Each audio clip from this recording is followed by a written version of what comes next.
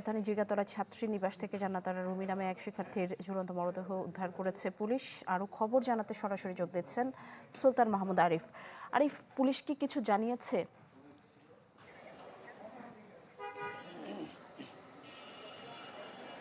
যার ঝুলন্ত মরদেহ উদ্ধার করেছে তার নাম হচ্ছে জান্নাতারা, তার বাড়ি হচ্ছে নওগাঁ। পুলিশ আমাদেরকে যেমনটি জানিয়েছেন এবং তার একটি রাজনৈতিক পরিচয় পুলিশ আমাদেরকে জানিয়েছেন, তিনি এনসিপির ধানমন্ডি থানার যুগ্ম আহ্বায়ক, এমনটি কিন্তু পুলিশ আমাদেরকে নিশ্চিত করেছেন। এবং কিছুক্ষণ আগেই যে ছাত্রীবাসে তিনি থাকতেন জান্নাতারা, তার মরদেহ কিছুক্ষণ আগেই ঢাকা মেডিকেলে জিগাতলা থানা পুলিশ এসে এখান থেকে নিয়ে গেছেন।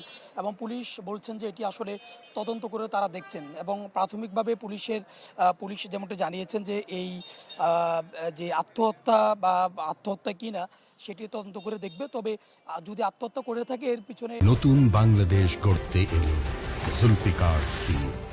জুলফিকার স্টিল, ইস্পাত দৃঢ় অঙ্গীকার।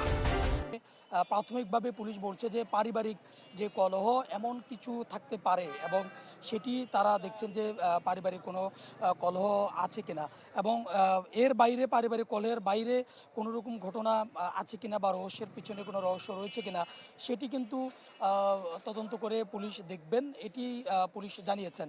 এবং এই মুহূর্তে দেখতে পাচ্ছেন জিগাতলা যে ছাত্রীবাসের যে এই ঝুলন্ত মরদেহ উদ্ধারের ঘটনাটি ঘটেছে, ইতিমধ্যে সেখানে এখানকার মানুষের ভিতরে এক ধরনের আতঙ্ক তৈরি হয়েছে এবং সাধারণ মানুষের ভিড় কিন্তু আছে। এবং আমরা দেখেছি যে ছাত্রীবাসের থেকে মরদেহটি উদ্ধার করা হয়েছে, সেখানে অনেকেই ইতিমধ্যে বের হয়ে গেছেন।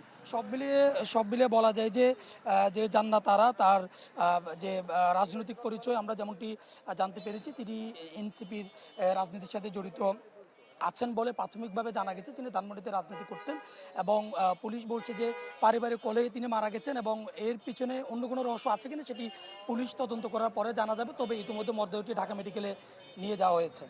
ধন্যবাদ আপনাকে। দর্শক, জিগাতলা থেকে আমাদের সাথে যুক্ত হয়েছিলেন সুলতান মাহমুদ আরিফ।